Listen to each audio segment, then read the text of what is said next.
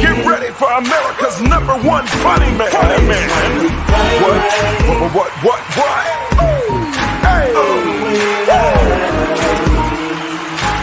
Make some noise. Ladies and gentlemen, from LA to New York, Chicago to Mississippi, let's give it up for America's #1 funny man, Rodney.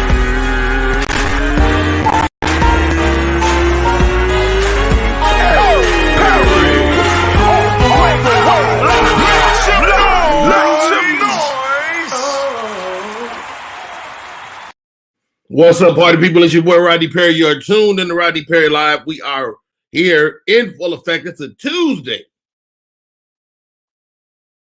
Let me tell you something.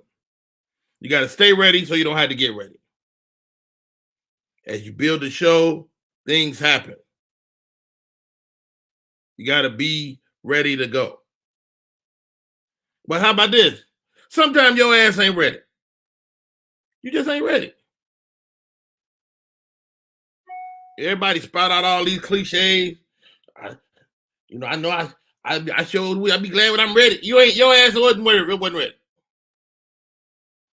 And how about this? It took a while to get in the predicament you in. Let's say you fat. You getting the BBL, getting all your fat sucked out.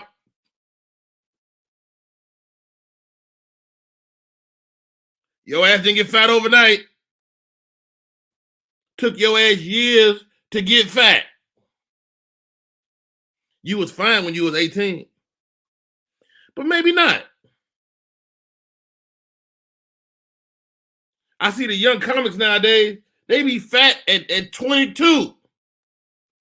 I was a specimen at 22. Boy, I was fine. What's up, Latrice Harris? Welcome to the show. I cannot wait to rock with my co-host today. Absolutely two of my favorite humans. Ladies first. Flat out funny. Probably takes the best selfies of all time. Nikki is in the building. Welcome to the show, Miss Onika McLean. Woo! What's up, Rodney? Hi, guys. What's up, Miss O? How y'all doing? How you doing? You shining today, ain't you? Yes, I got my you got a new boyfriend or something. I broke up with one. Is that what it is? I'm dating me now. You know, ladies, I'm gonna just date me. I'm boring, but whatever. You boring? And my thing is small. It's a bit. I'm looking for somebody. That's why I said call Onika. She never let you down. My next co-host today, he's got a special about to hit the streets. I've had the luxury to preview it. Do yourself a favor and see it. My man, Mr. Hank Dennis. What's up, HD? Woo, what's going on, man? Yeah. Hey. Thanks for the enthusiasm. There it is. Yeah. How y'all doing this morning? Wonderful. All is well, man. What time are we on? Are we on East Coast time? We are on East Coast time. Where are you? East Coast, down the street from you. Is that right? Okay. I like that little door with the lights on it. That's dope as hell. You know, we doing something over here, RP. You know, hey. And, them dancers be keeping it fly. Hey, we got to do something over here. Hey, we ain't going to come half-ass. That's what we ain't going to do. That's what you're not going to do. Diane is in the building. Triana is in the building. Oh, people got up early. Right. My partner in crime, Shiny Scott on air. Good morning. How are you? How are you, Shani? I'm good. You look like rested. I'm learning. We learning each other. Me and Shani work together almost 4 weeks now. Rodney Perry Live, Media Room 360. I'm starting to tell when Shani is ready to do it. Because you had them glasses on, you be like, Yeah, we had some health issues. So if you put them glasses on, you ain't feeling it today. You're like, you know what, Rodney Perry, you sure? Let's do this shit tomorrow. I want to apologize to a friend of mine. He called me to be in his film, and I had every intention to do it. But it required me to put my show on the back burner for like 5 days. Mm-hmm. Couldn't do it. Just starting the show. Told him, first of all, he had a 5:30 call time. I was like, I ain't gonna make that. Ooh. Cause I know about movies. People hire you somewhere where they don't really need you till 9. Mm-hmm. Mm-hmm. Mm-hmm. I'm like, dude, I can't make it. TJ Slow Your Rollers in the building, Candace, Kenise George. So I told him, he said, man, I wish you would have told me about the show. I'm like, you gotta know about me, you know. But I had to flake on him. But in my defense, they wasn't paying but like $100 a day. Oh, man, that was a good decision. Which is no excuse. You give your word, and your word is bond. But I didn't say I wouldn't do it. I just can't do it at that time. Mm-hmm. Nice cut. That ain't no cut. That's just my hair growing back from being bald head. His hairline. Hey, why you playing though? I got a strong hairline. My hairline is strong. It's just platinum. My wife said, "It's platinum." okay. Platinum. That's a good word. She's speaking life into you, Rodney. That's what she's doing. You know what? She don't give a damn. She is, because she can say you got gray hair. She don't give a damn. That's a lie. You can tell she care. She care, Rodney. You can tell you cared for. You can tell you cared for. What that mean? Cared for? What that mean? You can tell you cared for. You look like you cared for. You have nice hats. You able to be in your basement in the middle of the morning and do what you love. You are cared for. Trust me. Am I cared for? You are cared for. Mm-hmm. You know what? Hank Disney, are you cared for? No. My family, they don't know where I'm at. They don't care where I'm at. I did all this myself. This is me just keeping myself cared for. You took the stuff off the Christmas tree. You was like, y'all using these lights? They don't care. Let me tell you something. These people walk around here just taking. That's all they do is take. But what we the same? What we the same people, Hank? Like I look at myself, I look at my children, and I'm like, I get it. I really do. I didn't want to wash no damn dishes. That's why I still like. I'm a believer that if you're a grown up and you paying the bills, that the people, the children, should do something in your house. Fact. What was your chores as a kid? Who? Let's Shiny Scott on there. Well, I had to keep my room clean, my bathroom. I had to clean the kitchen. I had to keep the living room clean. I had to vacuum the house, sweep the stairs because we had a 2-story. And that was pretty much it. You were Cinderella around this motherfucker. Yeah, I had to, that's what I had to do. Well, I was the only child too. So. Oh yeah. So you like me? I was the oldest, so I was the only child for a period of time, and so me and my mom was like friends. You're like, you gonna get the dishes? I'm like, yeah, I guess I will. Probably should. Onika, What's up? What was your chores you used to do? Well, all of them, plus pay the rent. As soon as Wait a minute, you had to pay the rent as a child? I was 14. She charged me $50 a week. Our rent was $200. I can do the math. Like, what the fuck? Just paying the goddamn rent. Dang. How you get to $50 a week at 14?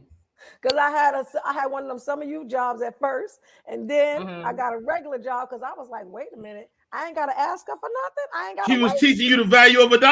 No, she was robbing me. She was robbing me. She I was supposed to be buying myself stuff, not paying her rent. Yeah. Wow. It's fine. My son's mom is like that. Like she really hit him up for money, and I'm like, let that man keep his money. No. No, My my kids mother pay from the rent, South. but not like that. Like they got $17 a month they got to pay. That's their phone, their rent, their food, their electric bill. I put it in their savings. Man, Right. You take the money from it and then put it in their savings. No, they got to give it to me. They have to give it to me physically. Do they have a certain day? Yeah. And if they don't pay it, then they get kicked out of their room or, something happens. Wait a minute, Shawty. You think about that. Where you put them? They sleep on the couch and on the floor somewhere. So they lose their comfort. Yeah, they have to figure it out. And I started that with them when they were like 8 and 9. You're going to get robbed in your own house. Girl, Yeah. Stick up, Mom. You didn't say how we had to get this $17. You just said Don't say that because they probably watching and they'll be like, yeah, because one of them went in my stash and got some of my money one day. I said, girl, don't you? That's stealing from me. You don't do that. Oh, no. I don't play that. I do not play that. HD. Come on, man. You know HD, what was your chores, man? You know my mother, man. Come on, man. I was an employee. I was staff. Okay. So you had to cook, clean, cooking, cleaning. I had to season chicken, put the chicken in the bag, make sure I vacuum, make sure I clean all the stuff that they said and some. I had to make sure I had the breakfast. I was ironing curtains. I was everything. It was everything. Then I had to go with her to the grocery store to help with the groceries. Man, it was a lot, man. I'm domestic now. You can't tell me about nothing about no thread count sheets or no seasoned food now. My wife walk around here now, I'll be looking at her like you ain't do that right. But I don't say nothing. You can't say nothing. I say nothing because I can't let her know that I don't do all the stuff. So I'm a Virgo, and I can be super critical, right? And so I really have to watch my tongue because my wife and my daughters are all Aquarians, and they be so sensitive. If I say the wrong thing, they be down for 2 or 3 weeks. I'm like, wait a minute. Mm-hmm. Well, you said you didn't like it. I'm like, I didn't say that. I'm Aquarius though, Rodney. My mother toughed me up a long time ago. You're gonna have your feelings hurt. Walk around there in your feelings. Don't let her know you hurt, because that's like weak deer. That's like an injured deer in the woods. She can smell blood. What, you gonna cry? I don't care how much you cry. You better vacuum this floor. Rodney, remember I told you she brought a load of clothes to the basketball court because she didn't She didn't like clothes being left in her dryer. She'd be like, if it smelled like, you don't use my dryer and then not dry your clothes all the way and think you're going to put it on a cycle and come back. So stop right there, Hank. You at the court hooping with the fella. Getting it. Was you that good, Hank? Oh, I was nice. I see the money. Right, let me tell you something. Oh, nigga, everybody good with an air basketball. Like this. You look like you're having a convulsion. I thought you're having a stroke. You all right? You got to move your head a lot. 1979 Monte Carlo blue pulls at the top of the park, Blunt Park. You can see the cars coming to park. You saw her. I saw her. I was like,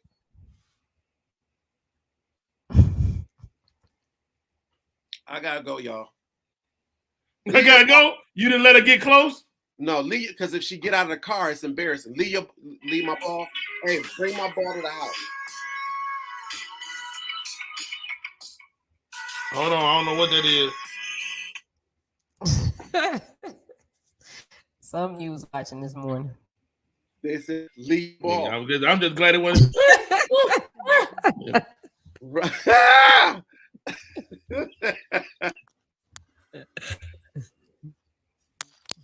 All right, guys. Next subject. Financial arrangements in relationships. I think I'm old school. My wife don't really pay for nothing. Nice. Oh, sorry. But a lot of conventional relationships are 50-50. To me, if you got a man in your life and you in a relationship that's 50-50, you got a roommate. Am I wrong? Ooh, I stumped the crowd. Did I stump the crowd? I think you're right. I think you have to pay the cost to be the boss. Because I know when I be paying for stuff, I be like, get this shit cleaned in here. Get it. I'm the boss. So now one of my reasons, Onika, is surely a toxic male reason. I don't ever want to hear that. Like, I don't ever want to hear a woman going, hey, what you do all day? Yes. Because you're going to be like, I was eating some snacks. I was on Instagram. No, get your ass down there, like Hank Mama say, and vacuum that floor. Vacuum that floor. Yeah. You know, but I have realized I have to contribute, you know, to the cleanliness of the house. Like, because I'm a one-man wrecking crew. Mm-hmm. Whatever room I'm in as a fingerprint, I told my family, I said, if I die, y'all have a hard time. Y'all gonna have to leave because I'm in every room. Mm-hmm. Mm-hmm. I'm literally some sock on the floor, a pair of pants, a shirt. Johnny Scott on there. I agree with the more traditional route. I think, but I it's 50-50, but it's not. There are things that I think the man is supposed to do, and then as the female in the relationship, there's a certain financial responsibility I bring. You know. Okay. I like that. I like that, Johnny Scott. And we're gonna put a pin in that because we're gonna come back to gender roles. Mm-hmm. Right? We'll come back to gender roles. And if you subscribe to that, because you know, a lot of women nowadays are like, yo, just because I'm a woman, you know, you can't lock me into no role. You know, HD, financial arrangement, man. What do you guys do? You know, stand-up comedy. So before I was a PA in pediatric orthopedics. So the money is like, long as she has a dollar amount, she don't care what it is. So she's like, if you put this amount of money in the account and I don't gotta pay that, then I ain't gonna say nothing to you. But when that money drop below that amount, that's when it be like, so what'd you do today? Mm. So your wife makes more than you, which is she does neurosurgery now. She did neurosurgery when I met her. So I'm like, oh, okay. I was like, yeah. So I'm like, do I gotta go and do neuro and cardiac surgery now? And that's a great point, Hank, because we do change throughout a relationship, throughout a lifetime. Right. So you can be the breadwinner one year, and the next year she could be the breadwinner. And this just happened over COVID. So it's like, oh, okay, cool. Yeah, I go to school. I got you. Then now COVID is over. I'm making my cake now. So, but my thing is, in order for a marriage to work, I was taught that you have to be of service and all around. Don't go marry no woman if you can't take care of her. That's just it. Don't take her from nowhere she is if you're going to make her situation worse. If you ain't going to take care of her and do everything you can for her. So my money, when it come in, it's taking care of everything. I don't ask no questions. I don't ask her what she do with her money. If she want to spend it, she want to buy that. Because I only got a certain amount of time to be with you anyways. And then tomorrow's over. So if I got to do what I got to do, then I do what I got to do. I used to be like, oh, when I was younger, if I ain't doing that, I'll pay for this. But then I realized I'm paying for everything, but she can still say, go lay on the couch. What am I do? You're gonna go your ass downstairs and lay on that fly ass comfortable couch. Money I paid to lay here in this. They ain't trying to hear that. Cops gonna come and they gonna pull who out? You. They gonna put you out. It be all your stuff. They don't care. There's your name on it. They be like, that's nice, sir. That's nice. You did a good job taking care of this woman, but you need to get your black ass out of here. I'm sorry. Amen. So, nigga, what do you require of a man? Like what's your must-haves? That they could take care of my lifestyle the way I've already. So they got to be able to buy all them beads and shit. Those are G's. Those are G's. Yeah, they should be able to do it. I'm not saying they got to do it, but they should be able to do it. Because the thing about women is feeling secure. Right. And so once you put your life to a certain level, not that I'm like rich or nothing, but once you put your life to a certain level, when you're looking at your man, you need to be able to say, well, at least he can keep me here. Exactly. Wow. Mhm. Wow, man. That's really interesting to me, ladies, as we unpack this. How about this, Shiny Scott? Let's take a break. When we come back, let's talk gender roles. Gender roles. Like what's a role for a guy? What's a role for a woman? I'm gonna say it. I got all the garbage in the house. Got all the garbage. Don't even touch it. We did a sketch about that one time. Me and Onika. Mm-hmm. All right, y'all. That the name of the show is Rodney Perry Live. I'm Rodney Perry. Those are my co-hosts. That's the homie. Shiny Scott on air. Media Room 360. And we come back. We're gonna talk more on Rodney Perry Live. Let's go.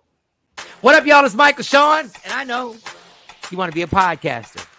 You want a successful podcast. You want to give your views and opinions, but you just don't know how to do it correctly. That's why you got to hit up ShawneeScott.com. You want to be on radio, and you want to know how to build your radio career. ShawneeScott.com. She's done all of this. I've worked alongside her for years, and I will tell you the information that she can give you is on a value level that I can't even put a price on it. All you have to do is go to ShawneeScott.com. Your future, right now. That's it. Michael Sean. Yeah.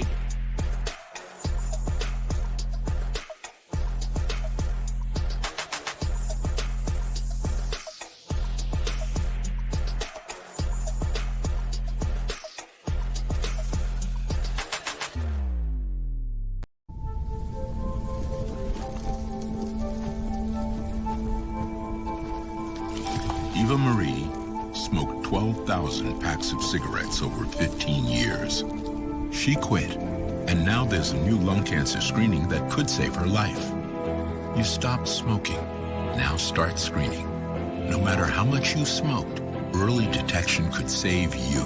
Talk to your doctor or learn more at savedbythescan.org. We are back. My name is Rodney Perry. You're tuned in to Rodney Perry Live. My people are in the building. Media Room 360. Miss Shiny Scott on air.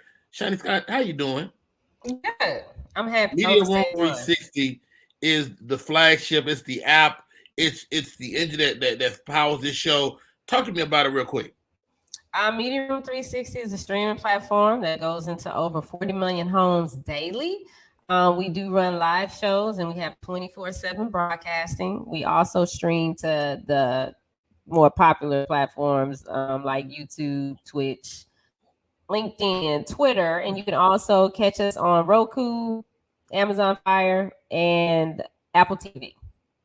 So right now, people can see us on all those platforms. All of them right now. Get out of here. And they should subscribe to the app. Is there a charge for it? The app is absolutely free. Free 99. Free 99. You can't beat that price. Free 99.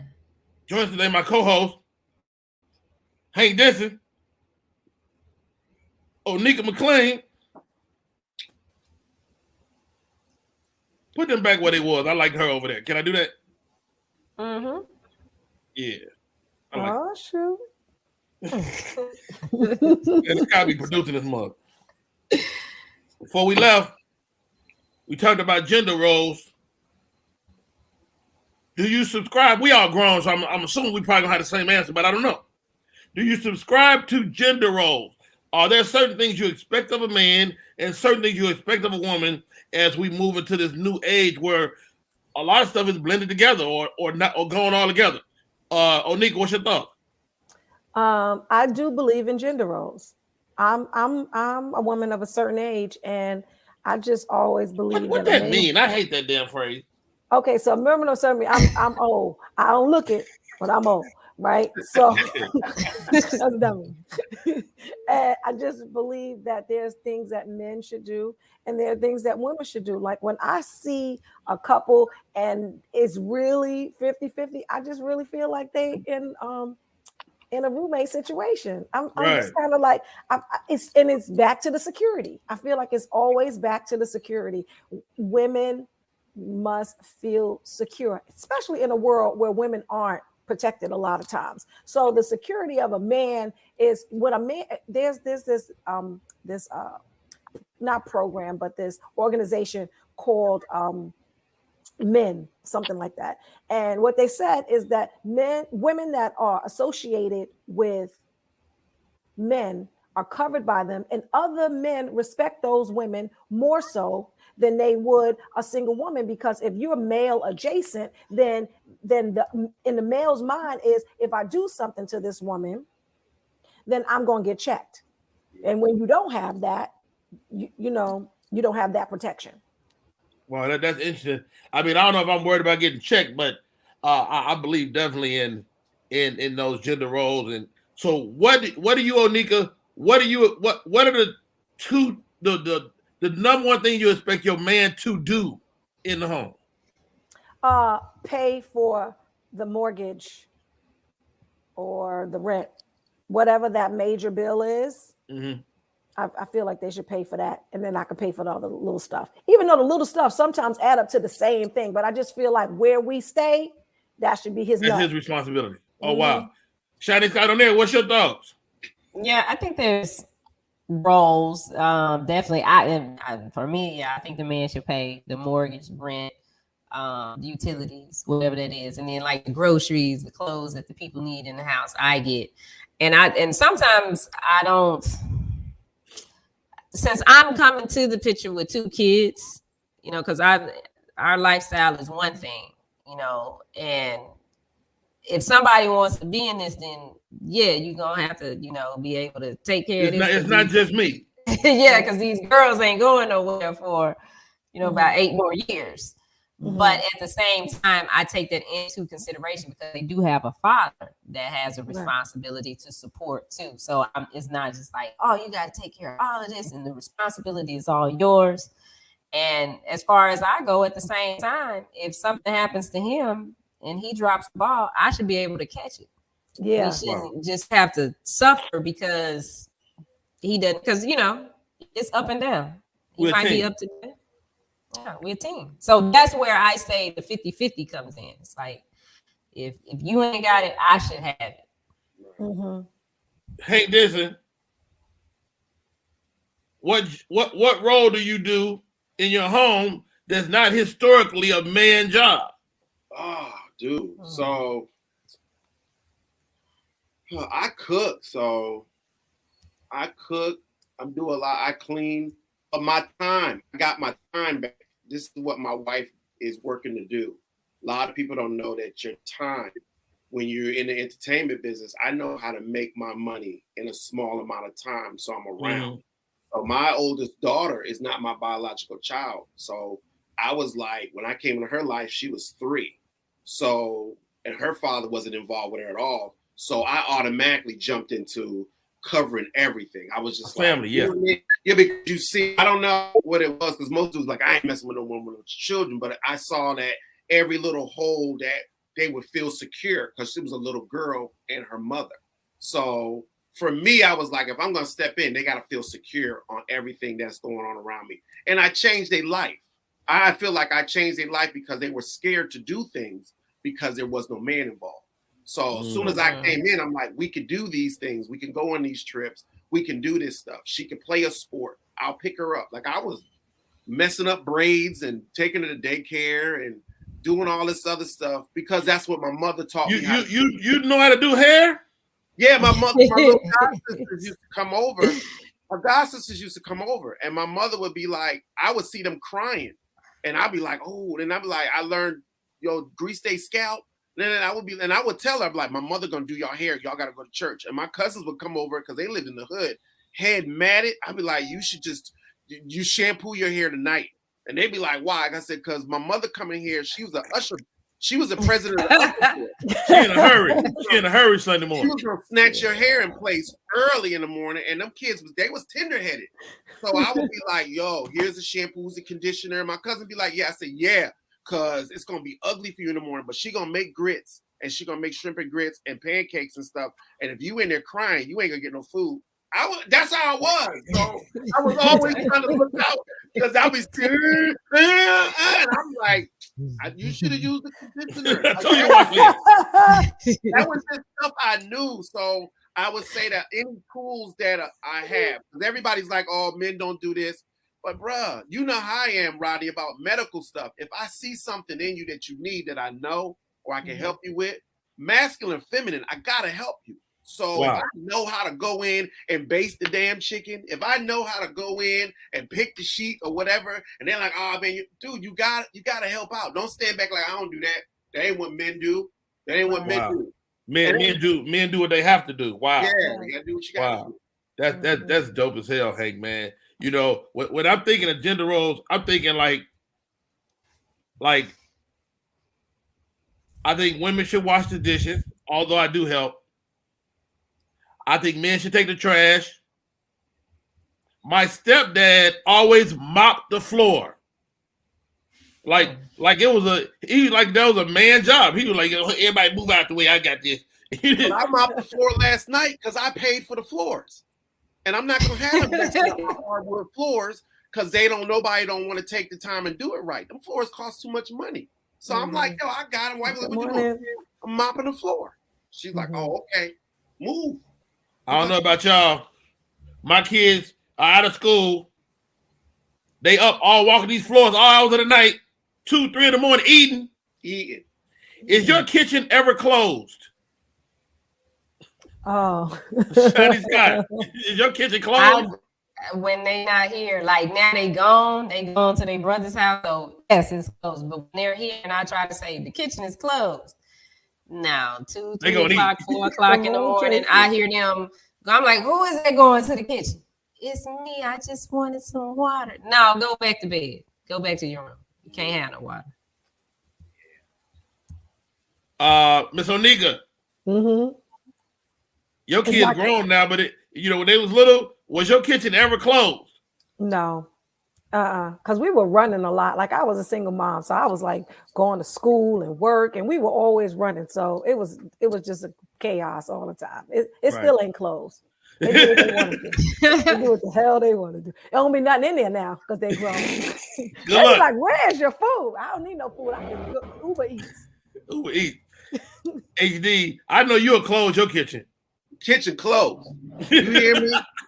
Kitchen closed. See, my son's AAU basketball, and he's 15. So he eat, but then he eats like it's like never stop. And then, but the thing is, he shit every 3 hours. So I'm like, you need to hold some of them nutrients in your body. Yeah.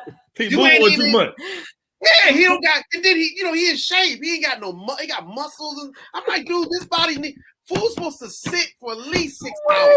You mad at his metabolism? It irritates me because I feel bad because I know he probably hungry, but I be like, either you toilet paper or food. We gotta balance. You make a decision. We gotta balance this out.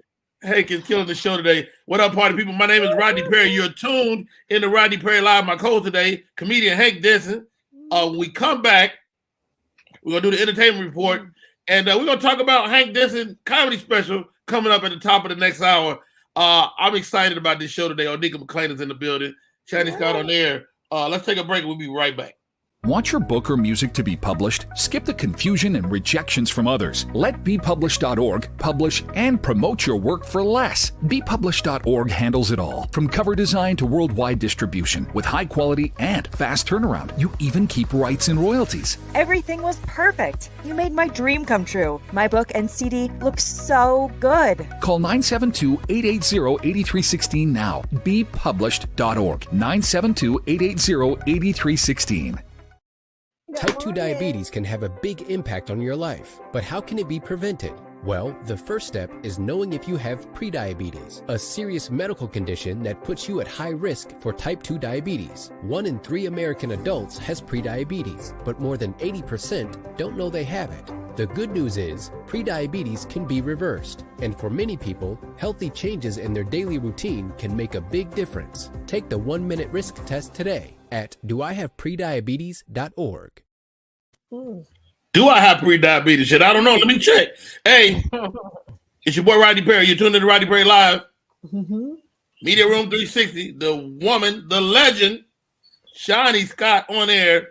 It is time for the entertainment report. Let's rock. Ooh, listen. I was up last night or this morning. Okay. Like, 2 or 3 o'clock in the morning. I think that's me, Onika. Yeah, we I tried think to that was me. double dip. We tried to double dip. Yeah, It we- didn't work. Okay, no. We on IG too. But so this whole thing with Pastor John Gray. So John Gray is in the I news saw that again. Come on, John Gray. He's in the news again because he cheated, but he really didn't cheat. Really wasn't cheating. So what happened this time is John got involved with this masseuse online.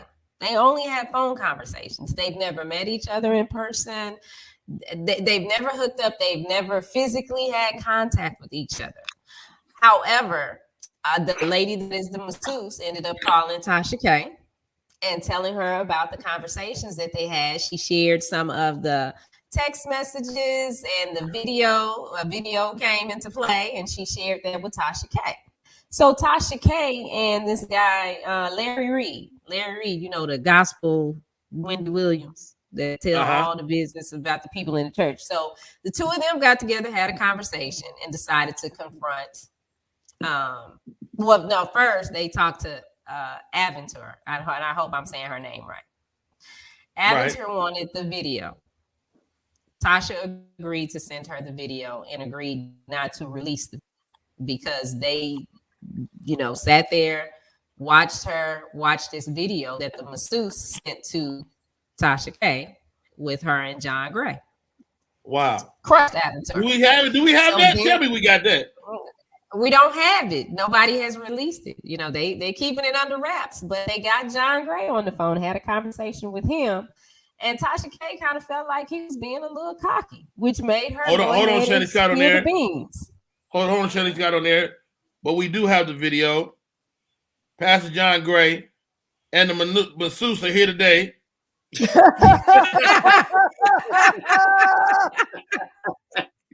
Shut up, man. Pastor John Gray. First of all, thank you for joining us today, man. I hear you done stepped in it again, man. Talk to me about this masseuse, bro. Pastor John. All you can do is I know you're going through it right now, man. Just take your time. What am I supposed to tell y'all? I gotta buy another car. That's all. Right. Get her another car. She got every other car. I might as well get her another one. Right, man. Some people are saying you didn't even do nothing, man. I mean, how you feeling, bro? I mean, God works in mysterious ways. Okay. And mysteriously, I ended up on the phone with this masseuse. Wow. You probably don't realize this, John, but we actually had a masseuse online. Ma'am, how are you? I'm fine. How are you? Oh, wow. Very sultry voice. That might have lured me in as well. Ma'am, this looks like a money grab to me. Talk to me about what you're trying to do with Pastor Gray. I mean, why would you show the world this video? Do you see those shoulders? I just wanted to get in there and just like manipulate the situation a little bit so that I can have a better life for myself. And he said something about God says if you cheat in your heart, but we wasn't going to cheat in the heart. We was going to cheat in the bed. So I told him, I said, we just going to be in the bed. And he was like, I got a wife. And I said, what she be really doing for you? Do she massage you like this to the side? And he said, no. And I feel like if you got a husband and you're not doing what you need to do for him, pass him along. Hold on, Madam Masseuse. We was praying. This is Rodney Perry Live. I can't let you say that. Oh God, I was saying, hold on, Madam Masseuse. I can't let you just say that. Okay. Now the question is, you're lobbying to be a side chick. Aren't you breaking all the side chick rules? Well, I was trying to get some money. So this is the thing, right? Okay, I know that they got some side chick rules, but y'all ain't hold none of these chicks to these standards. Ain't no rules no more. If I have seen the glory and the coming of the Lord, and I understand, but right now there's no rules. There is no rules. So if he called me and we're talking on the phone, that means he's interested. Wow. Well said, Madam Masseuse. Last question, John Gray, man. How you let yourself be recorded, bro? I didn't even know there was a camera. We was praying. What kind of Kevin Hart shit is that? No, sorry. Wow. There we go. All right, guys. John Gray and the masseuse. Let's give them a round of applause. Well done, guys. Well You're done. wrong for this, Rodney Perry. You're wrong for this. But John Gray, you had the camera because what John was looking for from the masseuse was a happy ending. That's what they wanted me for him to give her to give him a happy ending. So at the end of the call, he took the phone and showed her where he needed the happy ending. No, it says Ephesians 1st chapter. John, that ain't what it was? That's not what it was. Corinthians 3:5 say you're not supposed to jerk no. Never mind. They about to bring you a car. They bringing everybody. It said you're not supposed to spill no seed. Yo, hey, how about this, guys? Before we move on from this, I mean, is this going to do irreparable damage to their relationship? I mean, they've been battling infidelity and a couple other things throughout their relationship. Is it just another thing that they can get through? I think so because what Aventure has expressed is that he hasn't been physical with anyone. She found out that he hadn't actually slept with anyone. But you're cheating your heart. It says in the Bible you're cheating your heart. Times. So they both cheating now. So now, I think that once you allow that to happen, it's kind of like okay. Now if he lose some money, she probably leave. Yeah, but how about this? I mean, the fact that their business is so connected to their relationship, I don't think they're going anywhere. Am I right, Hank? Nah, they ain't going nowhere. They both cheating now. They both cheating. You think the wife is cheating? Yeah, come on, man. What are you gonna say to her? What are you gonna say? He can't say nothing now. He can't say nothing now. You done bought cars. You keep doing it. You got God on your side. You say God. We talking about higher God Almighty. You stand in front of a church. And she cheating now. He can't say nothing to that woman. But hold on, guys. Isn't he a man? Even though he's a man of God, he's a man. Don't he get the luxury of coming short of the glory, Onika? You ain't supposed to sow your seed. Y'all saw the actual picture. You said it's coming up short. No. Who's the glory? Wow. What's the glory? Nobody said anything about that man's penis. Okay. Y'all saw it. Y'all said something about it. Let me tell you something. If it was out, I don't want to see it. You don't want to see it? I don't want to see it at all. I don't want to see my pastor's thing either. Does he still have people at the church though? They still be he has people at the church, and what they're saying is that he's not doing this because he's just a low down dirty man, but he's broken in some areas and he needs some help. And if it goes too far, they're concerned that he may try to hurt himself. If everything turns out. Damn. Come on, man. But you know what, Shani Scott? That's fair, and I'm gonna tell you why. Because he was molested as a boy, and a lot of times when you opened up sexually early, you are vulnerable to this type of thing. I got a friend of mine who was telling me, he's like, man, he said, I think the reason I'm this way, and he's horrible. He said the reason I'm this way, Rod, is that I had a woman sexually abused me as a child, and I never looked at it for what it was. But as a man now, he's like, yo, this is not a cool thing. D. Ray Davis was in the news a couple of weeks ago mentioning it, that he was molested by a woman. And, as a man, we have this sexual prowess thing that really is one of those things that nobody really thinks is fair. You know what I mean? As they move forward. It's a tough thing. Shani Scott, there's a lot of layers to this thing. Yeah, because Tasha K, Larry Reed, and John Gray got into that whole molestation piece, and Tasha was like, "Well, we was all molested. Everybody here been molested." So, Kelly says that's what. What? We all been abused, and that's something that I say. We've all been abused, but is that true? I mean, that don't diminish the pain, though, does it? It doesn't diminish the pain, but once you're an adult and you can identify, okay, this is why I do this. If you can identify it, then you can do something about it. Right. And you keep putting yourself in that position. Like if you know you're weakly Like, you know how I love cake. I don't bring cake in the house. Right. Well, first of all, John Gray didn't bring the lady to the house. The massage. You get what I'm saying, though? It's like you keep going where they make cake. You keep like, why are you doing that? Like, if you know you're weak to that, that's the last. And he got people. You got to have people around you. Let me push back on that, HD, because you make a great point. And I haven't said this out loud to but a handful of people, but I'm a gambler. Mm-hmm. And at my best, I stay away. Right. But if I go for whatever reason, I'm subject to fall down the rabbit hole of gambling. Mm-hmm. You know, I'm subject to spend thousands of dollars. Oh, nice. Come with you. Win them back.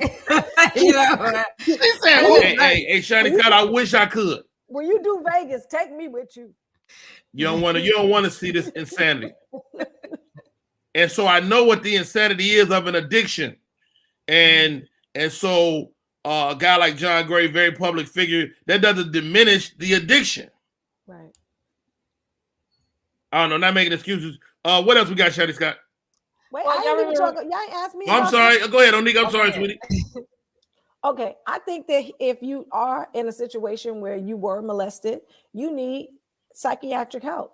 You need therapy. It is your duty. And this is the thing. He's a pastor. You know that you have to go get some doggone help when you are the shepherd of people. It's different when people are following you, right? It's totally different when people are following you. So he has a duty to his congregation, his wife, and himself to go get help. So just to be able to say, well, I got a problem. And then the church say, well, he got a problem. They're just making excuses. And that ain't right. That ain't right. You got to go get help, like. And he's not just hurting himself, he's hurting people. People, because they following him. People who follow him and trust in his word are watching him that need help. And if they seeing that he's weak, then that's not nothing to fall on. You don't have that fiber, that rock to fall on, to support you. You go to the church for support. But if you go to your church and they party and they popping it like it's loose, that ain't where I need to be. Like it's loose. I think it's tight. But wait, but hold on, guys. You guys making some great points. But hold on. Like, does the fact that he went through this situation or other situations diminish the word? The word is the word. Word is the word. The word is but the word is the word. But at the end of the day, he has an obligation to that doggone church. Him. Mm-hmm. So many people don't even read the Bible. They just go listen to what the pastor say. Period. Right. Full stop. End of story. The kids are watching. That's the other piece that we don't really think about. Like as adults, we never think about the kids that's watching, right? Yes. That are lost, that are, dejected and all these, and were molested. And so now what we telling them, you just blame it. You can just blame it on the rain. Don't blame it on the rain. There's a time in your life as an adult. I've been through mad childhood trauma. My mother was pregnant with me at 15. So that was some bullshit. But I bet you I went to therapy for 8 years and I tried to figure it out because at the end of the day, I had these girls that I was raising that I needed to be an example for. So you don't want to pass that trauma on to them. Watching. I did anyway, though. But you know what I'm saying? I tried. I wasn't in no chat room with no doggone masseuse. I tried. And I ain't blame nobody. You just keep healing. The healing is a thing that you just keep continuing to do. When you see that there's a hole, you try to fill it. And that's his duty. Hold on. Everybody stop right there. Shiny Scott, Onika, Hank Dixon. Maybe it was just a little massage. Maybe he wasn't even thinking about it like that. Maybe, I'm just throwing it out there. The happy ending should be a part of the massage. I think it should too. But I think that you can't do that. You must get your massages from only your wife when you're married and you're a Christian. Or why don't you get some massages at the house? Why don't you have a massage come to the house and then see how the wife feel when you go, hey, hit me with that happy ending. She cool. See how awkward that is for everybody. Do it. Right. And let the kids watch. HD, if you wouldn't do it in front of your wife, don't do it. Let the kids watch. Let the kids watch. Everybody let the kids watch. Daddy in here getting the happy ending. Come on in here. It ain't nothing wrong with it, then it ain't nothing wrong with it. Everybody should be able to see it. It's in the dark. Is it the reason why it was a problem is because his wife didn't know about it and he was doing something in secret. Like, come on, stop playing. And I'm not saying people don't cheat because they do all the time, but when you a pastor, come on now. Come and it's on track now. record. It's like we keep talking about it. And then he's on television and all these different things. Like, God, they give you getting a lot of money. You are getting a lot of money, sir. Like, come on, God is blessing you exponentially. Let's go. Come on, stop with the nonsense. What was that word? How is he being blessed? I mean, a lot. Sometimes I be using big words and I don't even know how to use them. Exponentially. You were there though. I like the way you faded You out. was real close. You was right. Like exponentially. I was making a good point, but I do that sometimes. I use like a big word and I don't really know how to say it, and then I just kind of make it low at the end so people think that I knew what I was talking about. But keep it simple, stupid. You know, God done blessed him abundantly. A whole lot. Go ahead, Shanny Scott. Okay, so let me ask you guys a question. If your child killed your grandchild, would you be able to stand by your child? Ooh. Was that his child? If it's your child, like this is your son, it's my child. Was the grandchild his child? No, this is your other kid. Wow. Would you be able to stand by your son or daughter? How? It depends on their how. Man, they stuff like that hitman. just fractures a family, man. That'll break a family in half. Hired a hitman for the insurance money. Oh no. Would you be able to stand by yourself? Well, Miss Robbie is in the news from Sweetie Pies. Now, you know, her son Tim is in jail right now for allegedly hiring a hitman to murder her grandson. Well, Miss Robbie stop right there. Stop right there. You telling me this is black people? Yeah, I read that. Yeah. All right, go ahead. So this happened about a year and a half ago, and Miss Robbie has finally spoke out about it, and she has decided that she is going to stand by her son Tim through this. She says that she's very hurt, she's distraught. You know, of course, she misses her grandson, but Tim is her son, so she's gonna stand by him and help him get through the process. Get out of here. Okay, so wait. Is this one of the young gentlemen that was on the show? Yeah, Tim was the son that I know the son was, but the grandson. Yeah, so the grandson showed up on the show, I think in season 2, because he got sent to stay with them. There was some other issues going on, but the young man graduated high school, was actually went out to LA with Tim to try to help him open up that other Sweetie Pies. And Tim allegedly was having some money issues, and the grandson ended up being the fall guy to help him get this $200,000 that he needed to get out of the hole. $200,000? That's it, $200,000. Oh my God, the price of a life, man. Goodness gracious. He put $200,000 on his own son's head. It's not his son. Nephew. It's his nephew, Andre. Family. $200,000? I didn't know how they know that he had an insurance policy. That's the thing. Well, Tim took the insurance policy out on it. Your audio is going down for some reason, Onika. Oh, it is? Let me see. Yeah, when Andre came to stay with them, Tim took an insurance policy out on him. So they're alleging that Tim plotted this over some years. Like, it wasn't something that just happened at the, just one day he woke up and said, I'm going to do this. They're alleging that Tim actually planned it out, and that's why he got the insurance policy on. Wow, that is absolutely insane, guys. Wow. Yeah. Yeah. No, I don't know. Man, that again, that'll cripple a family. But this fame is intoxicating. And when you face the idea of losing the money, having been a celebrity, it could affect you that way. And how about this? Too many white folks around. Because far as I'm concerned, this white folk crime. Yeah. Because it's thought out. Like, this is thought out. Somebody told him. Somebody was like, yeah, this is what you can do. That's somebody got to put that idea in your head and make you feel like. I don't know. I don't know what's wrong, Onika, but we cannot hear you at all. At all? Okay. Well, I hear you a little very faintly.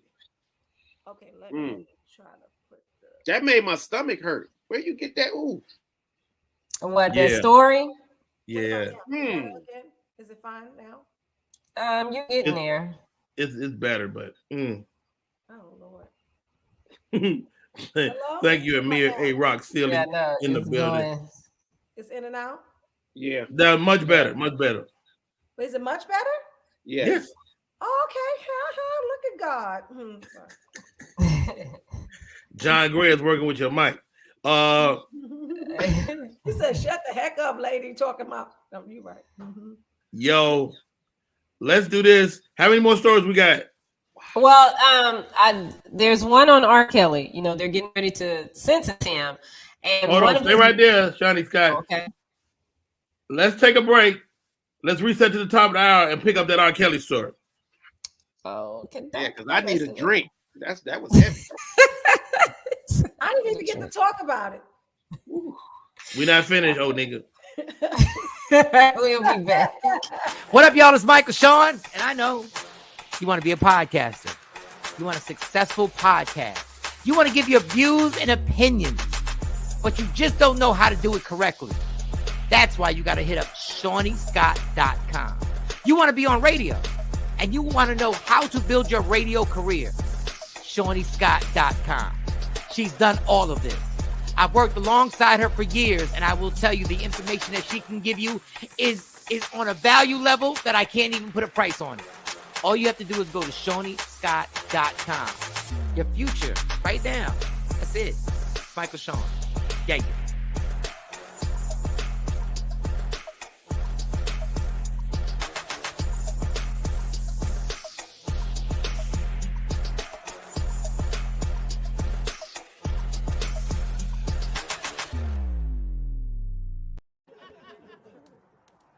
She tried to kill me.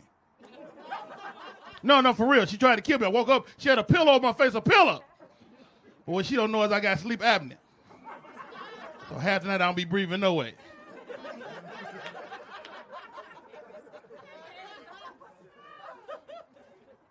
Found out stuff about my wife over these 200, 300 days. I found out my wife is passive aggressive. That means when something wrong, she won't tell you something wrong. You just got to figure it out. Okay, not only is she passive aggressive, she's also lactose intolerant. So she get mad, she won't tell me, she go downstairs and drink a half a gallon of milk. Now I gotta sleep through Beirut.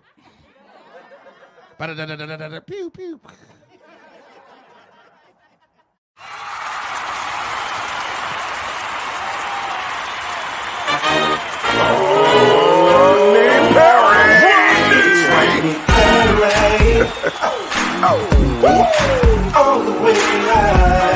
Get ready for America's #1 funny man. What? Hey. Make some noise. Ladies and gentlemen, from LA to New York, Chicago to Mississippi, let's give it up for America's #1 funny man, Rodney.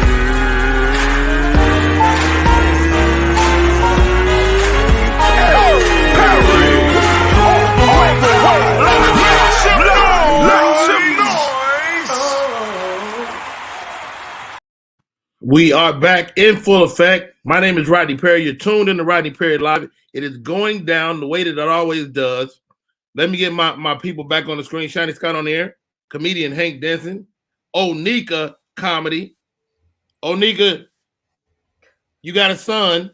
You got a grandson. Mm-hmm. Who do you support? The grandson. Right. Like, it just doesn't make sense. Like, and it's true. You get that money and then it's so addictive. And then to be taken away, you trying to scramble for it because you get all this highlight and you get all this fame and fortune and attention, and then you want to keep it. But nah, we Black. Y'all know better than that. We do the old fashioned way. Somebody die naturally, then we fight over the money. Like I don't know. Old fashioned way. Yeah, you don't kill somebody. You do it the way like Raising in the Sun. You get mad, you get the little inheritance, and then everybody got their plan for the money that they ain't work for. If you're not making $158,000, what is that? Okay, I'm not making $158,000. But all I'm saying is, right? I don't understand that. But what I was saying is, the TikTok tell you all these things about insurances and how you can do this and you can do that, and you laying there just scrolling, listening to these people saying stuff. And if you ain't got a pot to piss in the window to throw it out, you may be looking at your nephew like he ain't really doing nothing with his life. Like it's not like nobody really gonna miss him. He just sitting up there trying to pop fake bottles and stuff. I get it why you would really want to take a couple of these kids out, but don't do it. Don't do it. Don't do it. Yo, you gotta wait. What he should have did was just put the insurance on the oldest member of the family. See, he was doing it the cheap way because if you insure a kid, it's cheaper. The premiums are cheaper. So if you get to an old person, just get some old aunt, make them sign the paper, and then so he should have got the mama.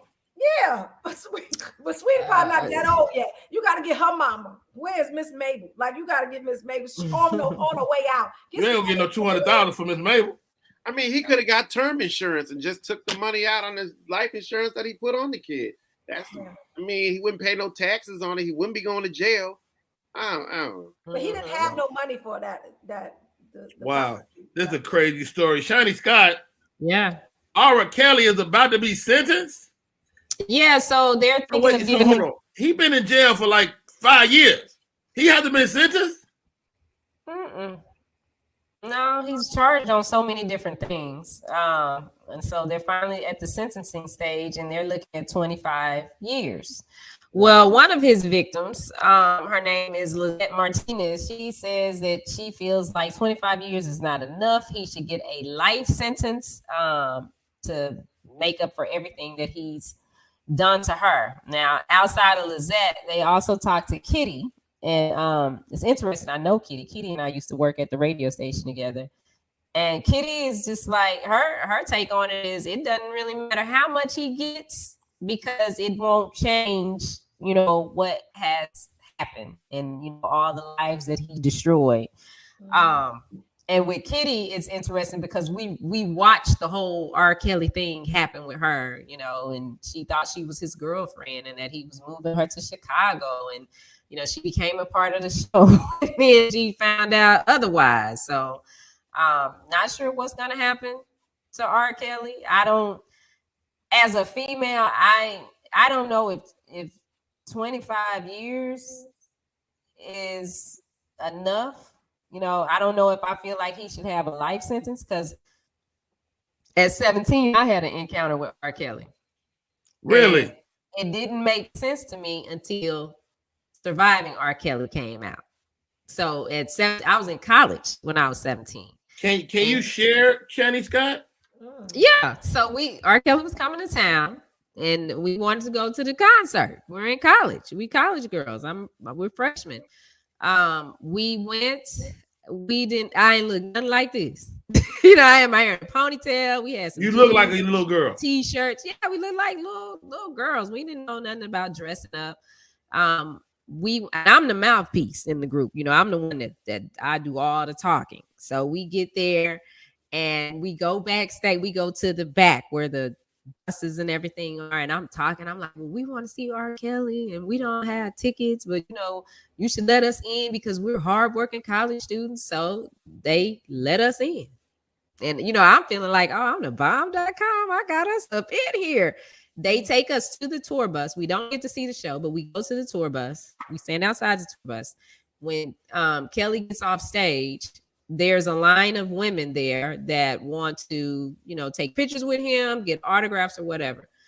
And they move us to the front of the line. So we're like, oh, we up in this thing. Hey, we can meet R. Kelly. We all excited. Wow. And he comes out and he signs our little autographs. That's all we had. We had little pens and pieces of paper. And once he finished with us, it was 3 of us. The bodyguard said, "Okay, y'all come over here," and he moved us back closer to the tour bus, to the door of the tour bus. Okay. Okay, me, Shawnee. I'm petty. He still got my pen. I said, I'm gonna need my pen. I need my pen back. They should have their own pen to get autographs. And he didn't respond. And the security guard was just like, "Okay, just chill. It's okay." And I was like, "No, I'm gonna need my pen. I'm a college student. I need my pen. He should have a pen. He's a millionaire, So now I'm, here." And he looked at me over his shades and he threw the pen at me. And I picked it up and I said, "Thank you." And the security guard looked at us. He said, "Okay, ladies, we're gonna walk y'all out now." And we left. But we were happy because we got the autograph. When I see Surviving R. Kelly, then I'm like, oh, it wasn't that I had a mouthpiece. I was 17. And if I didn't have such a big mouth, I would have been on that bus and ain't no telling where I would have ended up. So I can't say how I really, because thinking about it like that, it's like, dang, he really would have took advantage of us. And we thinking that we meeting our favorite singer. Mm-hmm. Right, but okay. I don't want to say nothing that's gonna get me damn canceled. You're not gonna get canceled.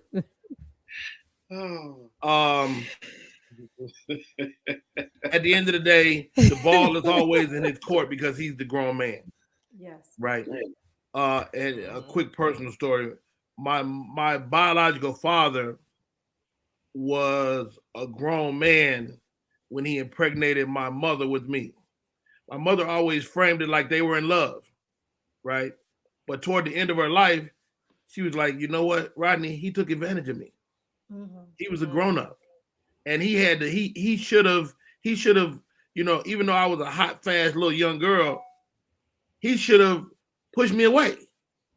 And he has that ownership of that, and it was that revelation that makes me pause at stories like that, because the man always has the ability to stop it right here.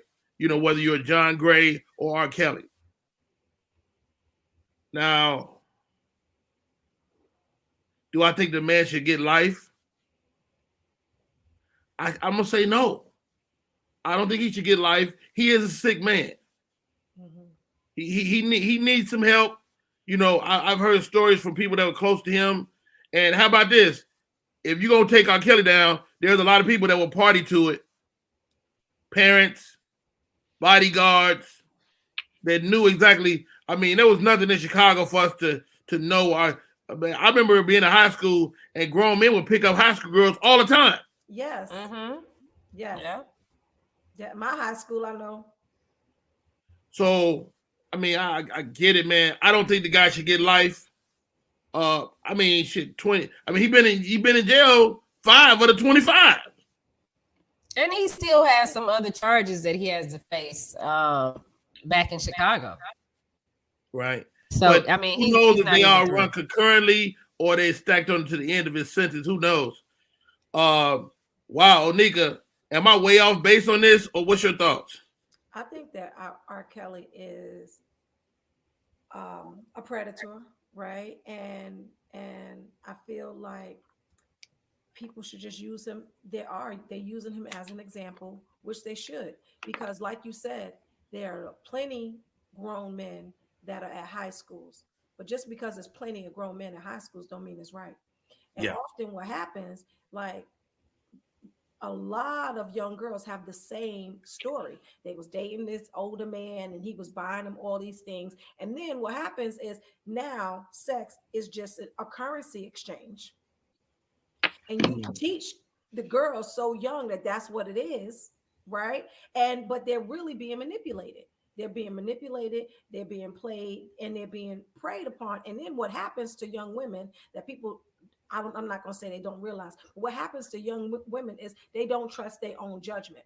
right? So you get into these situations before your frontal lobe develop. You ain't even got your full brain. You dumb for real because you do not have your full brain. And that part of the brain helps with reasoning and delayed gratification and planning and all that kind of stuff. And you don't have that. You don't have that ability yet. And then people take advantage of you. So then you don't trust yourself. And then you start thinking sex is currency. Wow. Wow, that frontal lobe piece is really interesting because you maybe you just aren't equipped. Hank Denson, we're girl dads. You can't get to my daughter. Yeah, I don't like nobody. You can't get to my daughter, dude. Shani Scott, they can't get to your babies. Or can they? Hank Denson, what's your thoughts? Anika hit it on the head. That frontal lobe is not developed. And when do we start telling our Black women that they're valued? So if we don't show them at this case their value, when will they see that there's somebody stood up for what was going on to our Black females? Because they trafficking them, they talk bad to them, all this stuff goes on to them, and then we gonna let one of our own, a Black man that we was dancing to, do our daughters and our women wrong again? When do we stand up and go, okay, yeah, bye, we had enough? Because if we don't stand up for us when we're doing us wrong, how we expect them to care? How we expect them to treat us right? Because they not gonna treat us right. I've been down to Clark a couple of times. I had a couple of cousins that went to Clark, and they were coming in from up north, and they were 17. Them drug dealers was old, hanging out around Clark in that CAU, picking them girls up, taking them off, no telling what they was doing, because they ain't never seen that kind of money. You pull up with some rims, you throwing money at me and chicken wings. I ain't never had, you know what I mean? My mom, I'm free. And you don't know that you're getting manipulated to ruin your college career. And you don't know they're breaking something in that, like she said, that frontal lobe that you never get back. Once you lose that piece of you, you'll never get that back. And we have to protect that with our Black women as much as possible because they're so creative, so smart. They switch out, and sex is the currency instead of them being their knowledge, their brain, and what they can do to this world being the currency. Man, y'all smart, man. Shani Scott, what we got? Is that it? Well, Dame Dash, Jay-Z are back in the news over that. Remember, at one point they wanted to turn Reasonable Doubt into a NFT. An NFT. So they have come to an agreement, and it can be done. Okay. So because Jay-Z wasn't trying to do business with him, right? Back. Jay-Z wasn't trying to do business with Dame. He wasn't. He actually sued him. He sued him. But there was, when Reasonable Doubt came out, like the way their whole business structure was set up. I mean, Dame is really smart. He knows how to do business. He is a businessman. So he got it set up, not just in his favor. To me, business is black and white. So it benefited them both. But Jay wanted to go off and do some other things and not include him. So, Jay acknowledged him at some awards ceremony. I can't remember which one. So hopefully we can see a Jay and Dame recount. I want to see that. Like, I would like to see those two guys work together again because they, created some magic in memorable times. You're so right. You're so right, Shiny Sky. I mean, that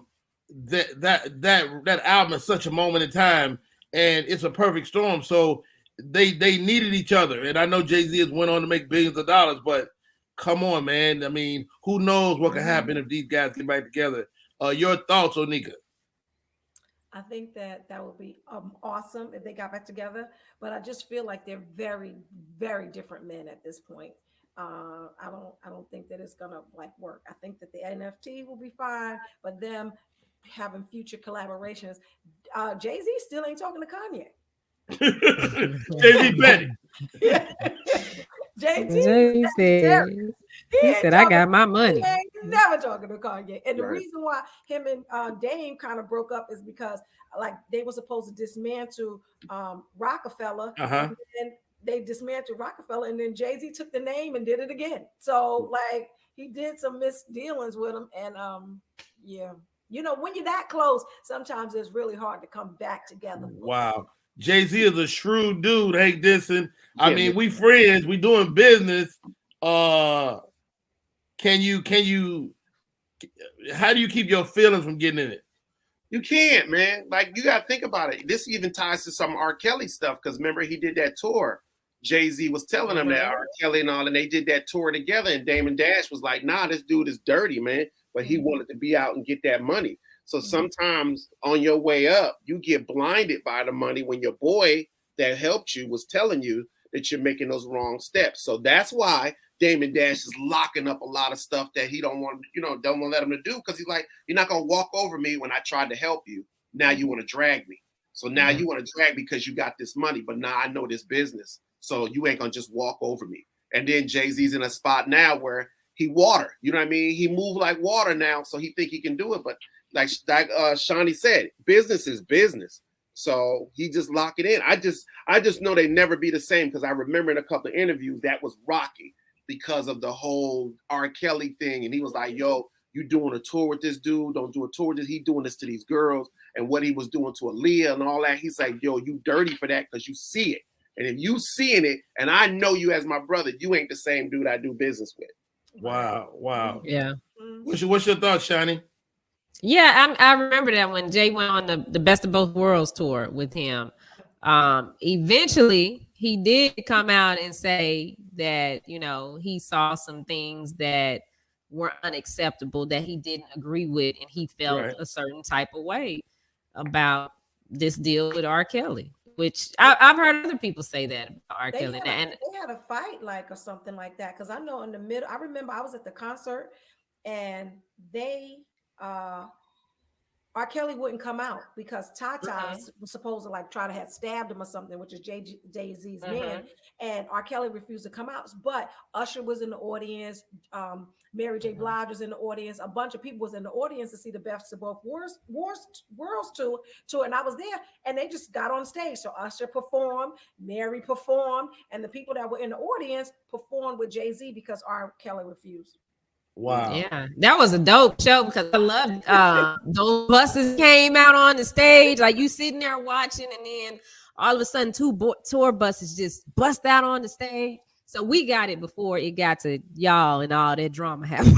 We got the first leg of it, but it was hot. And I can't say, people say, well, do you still listen to R. Kelly's music? And I don't intentionally do it, but if I'm in the car and my playlist is going, like the other day, the song he did with Cassidy, Hotel, came on. And I'm just going and I'm like, oh, wait a minute. I'm listening to R. Kelly. Yeah. That's my this is what I want to know. How much jail time do we need to give him so I can listen to the music? If you need to give him life, I'm just saying. Like, I need that. If I could, they can he doing live so we can listen to the music now. What up, wow. I think give him life because I feel like you can separate the art from the artist because most artists are crazy as shit. Wow. Yeah. And let his estate build up for his kids because he does have kids, so we gonna punish them too. Well, they gotta suffer. For they daddy. I know. Like my daughter is friends with Robert, with his son. Oh wow. Yeah, they because the mother lives here in Atlanta, and they, my daughter went to high school with Robert. Man, how about this? This little boy is talented. Wow. He is a producer, and damn. R. Kelly is not only a horrible guy when it comes to women, he's probably not a great dad either.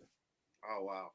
Which is horrible. Well, but sometimes you be a great dad. I know some real horrible men. Horrible.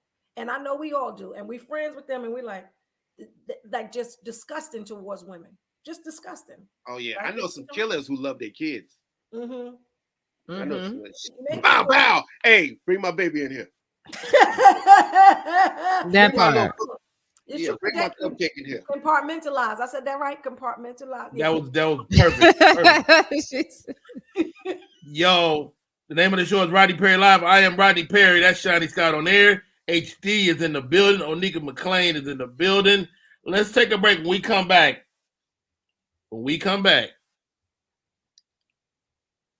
dear Uncle Rodney, we'll be right back. Great having you. Incredible women. I wish they had those kind of cool careers for women when we were growing up. So in this flashback, we're all the same age? Yeah. What does everyone want to be when they grow up? If I say 2 jobs, do I get extra credit? No. I want to make immersive video games. I want to revolutionize 3D printing. I want to analyze data from the cloud. I want to be a meteor. You mean meteorologist? No. That's great, Al. Follow your dreams. For the record, I was a baby in the 70s.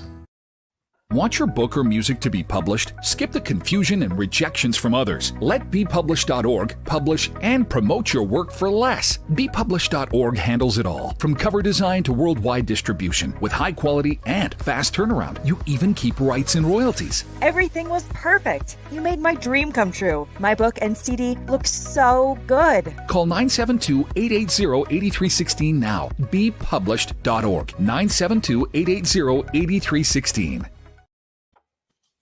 What up, party people? It's your boy Rodney Perry. You're tuning in to Rodney Perry Live. We're supposed to have Bob Sumner on the show today. Bob says he's not feeling well. He's under the weather.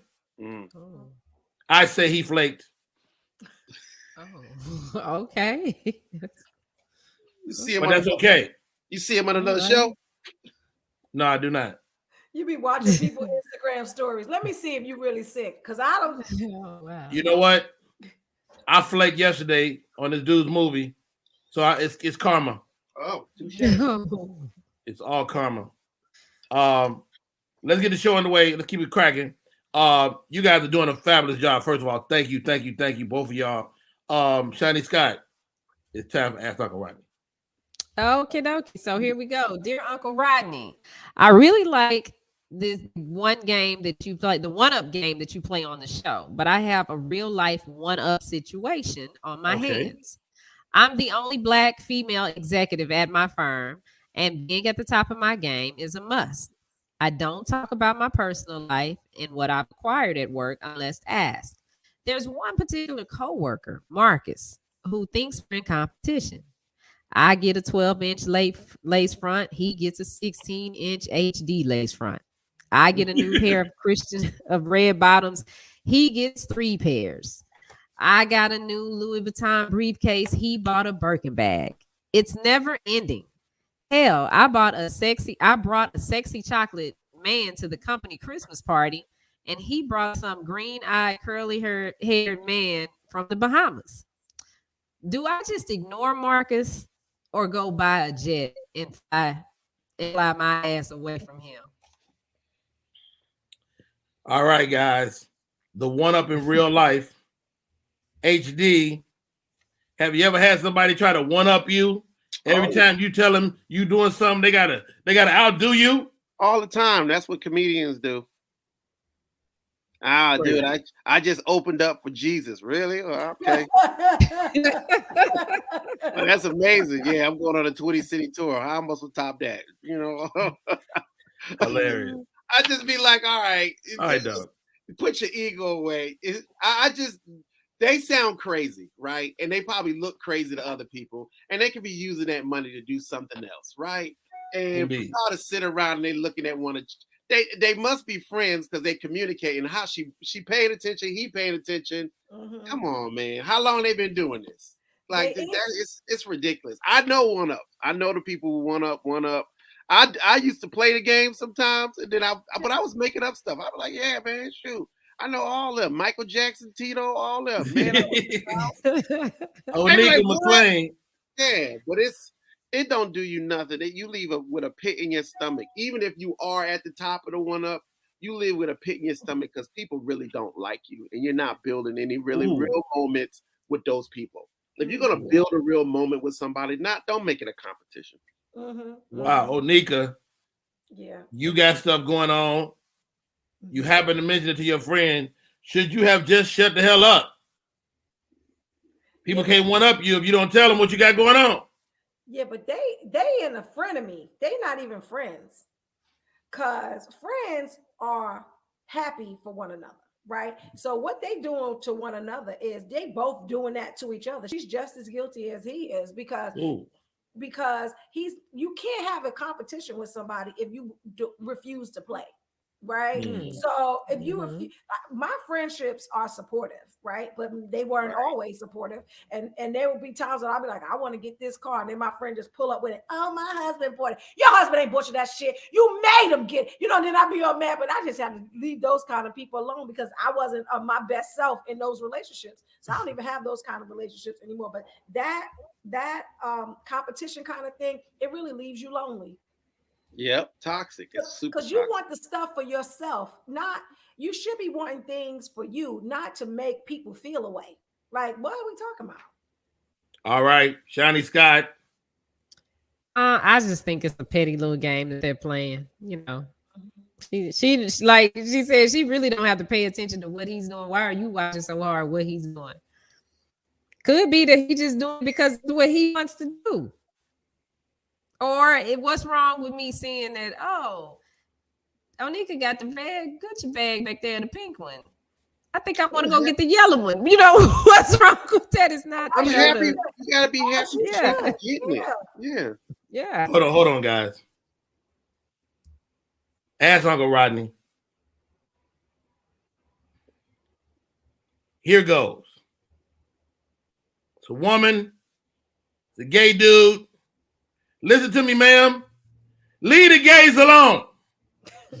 The gays are better than you. Leave these gay dudes alone. They got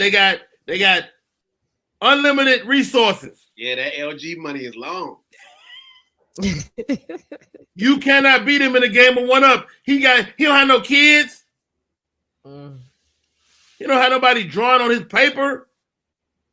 You get a plane, he might start hovering. You're gonna lose. Leave this man alone.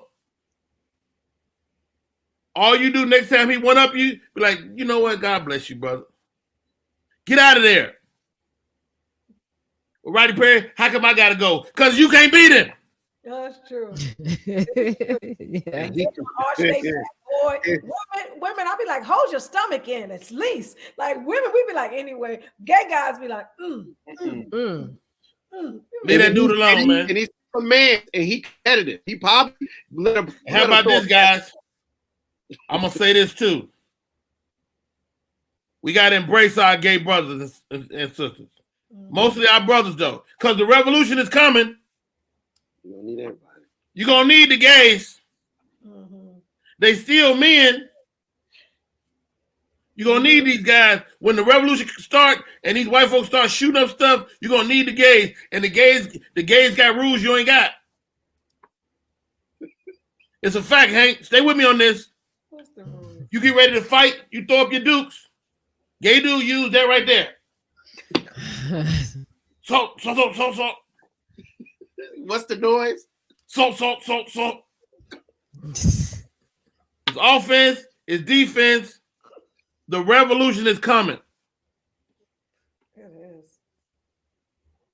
I'm just saying. They're getting the guns ready. So final word, lady. Thanks for hitting me up. I ask Uncle Rodney. You can send us an email, Rodney@RodneyPerry.com. If you want to ask Uncle Rodney, my advice is BS. If you relying on me to help your life, you're an idiot.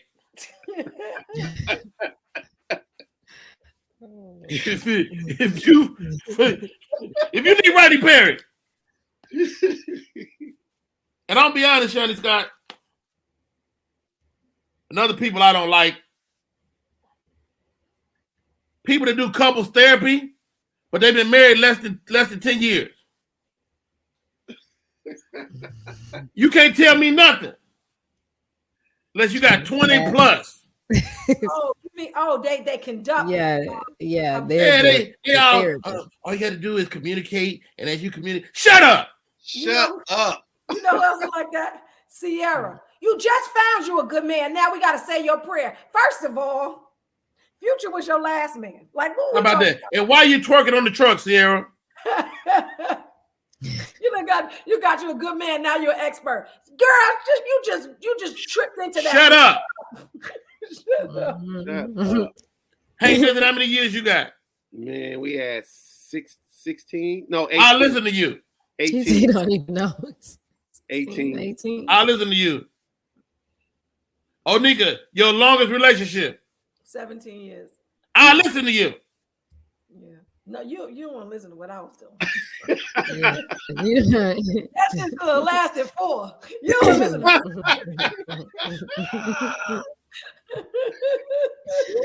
I was thinking about this. We're all got girls. My daughter is in love with a new dude. Oh Lord. Okay. Right. So I just found out the other day the dude has a child. Oh man. So she's 21. He must be at or around that age. The child is 1 year old. Ooh. I had a child when I met my wife. Matter of fact, I had 2. He forgot about one. Okay. Shani Scott. All right. As your daughters mature, join the dating world. Oh Lord. Is that something you would caution them against? Oh, absolutely. Or is this a world where you can't get around meeting a guy that already got children? No, I think you can, I think there'll be guys for them that don't have kids. It's hard because we're at this stage now where I'm having to realize that my daughters are not me and I can't expect them to behave like I behaved when I was their age. And when I married their dad is I think their dad like 10 years older than me. He had 2 kids, and that was something my mom kept telling me. It's like, well, she would always say, you don't want to, you don't have any kids, you don't marry nobody with kids.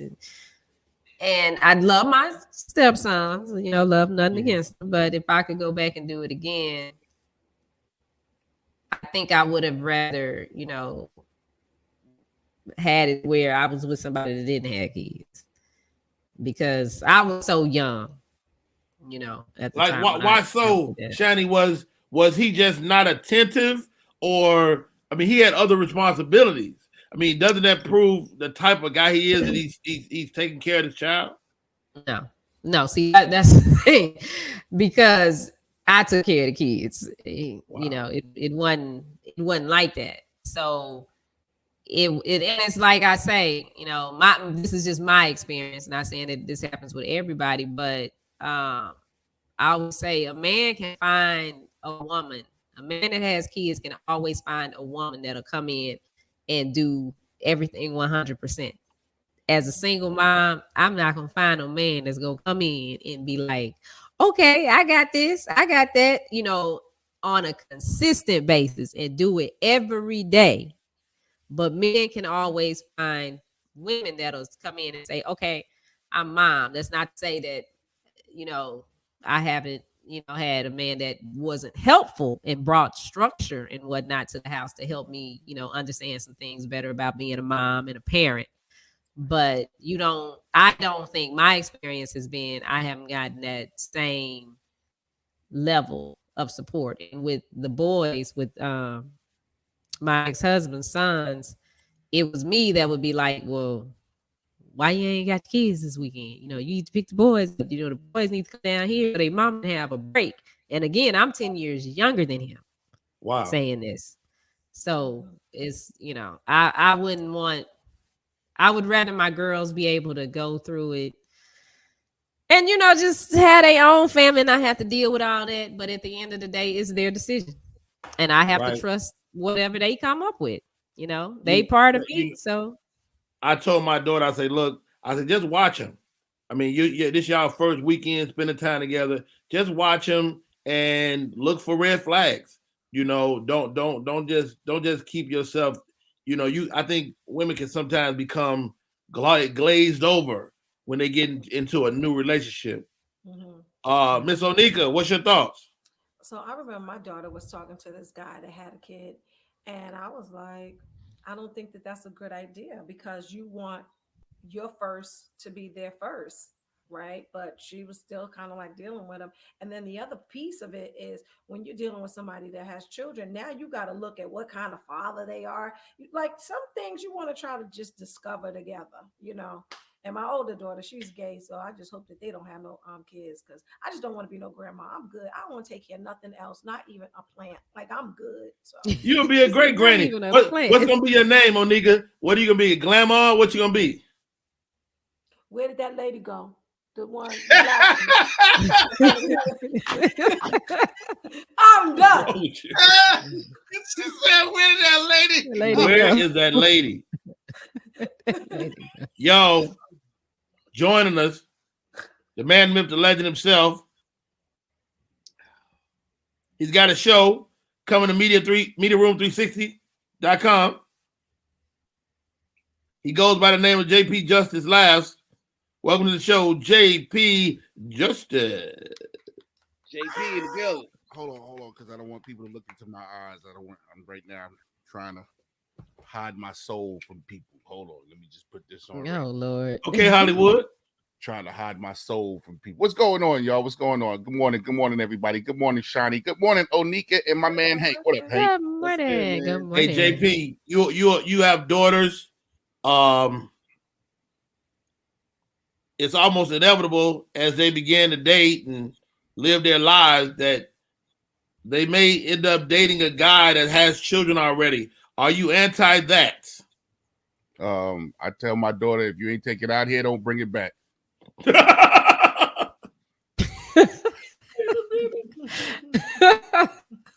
can't bring no kids back? Nah. You know, it's nothing really what you can say. I will give the baby the side eye. Like, don't get it twisted. I will be giving this baby at Thanksgiving. He was like, I was cranberry sauce. And that's gonna be like this. Hey, my kid. What's wrong? we just gave him cranberry sauce. You want more cranberry sauce? Yeah, that's a greedy ass kid. It's a greedy ass kid. Who's his mama? Why mama ain't giving no cranberry sauce? But no, I don't really mind. Like, after a while, you relinquish what it is you expect from them, and just hope that they make the best decisions. Right. Wow. Well said, man. And this is coming from a guy whose daughter constantly wants to tell me about. You have to talk to us. Give us. You just have to express and let us know. And then she put cat litter down the toilet, the tub. She was and so I'm like, did I really have to talk to you about that? Is that something that we had to talk about? You know what I'm saying? So, yo, my man. You know one thing. HD in the place to be. You know one thing I will say, Rodney. Go ahead. Let me ask Hank and you, Rodney, as men, how we carry ourselves as men having daughters. Did it change you? Did it like for me, I have 4 daughters. I've been used to dealing with life as this guy that I've been, that now having these daughters, and even as they get older, I think it's even getting worse as they get older. Like they want to stop and fill me with the emotion. But I've never dealt with emotion before. Like I don't deal in emotion. That's not how. They're right there, JP. Hold that thought. HD, you're a girl dad too. Are you worried about her coming home with a boy with children? Well, you know, Jordan is bisexual, so she's not coming home with no dude. Oh, so we all got one of those. I was. Is that easier for you? No, it's not easier because she's still my baby girl, and no matter what, it was weird how I learned how to get the verbiage to talk to her. My barber is a lesbian, and she's been cutting my hair for 15 years. Right. And there's questions that I would ask her that I have to ask my daughter, because I wasn't sure on what to say because I'm, like I said, we going in the door like, you ain't doing this. And, you know, this is a lifestyle that I grew up Pentecostal. father, you know. So my parent, everything in the Bible. Ain't no gays in your world. Right. Yeah. So I can't dump that on her. I can't.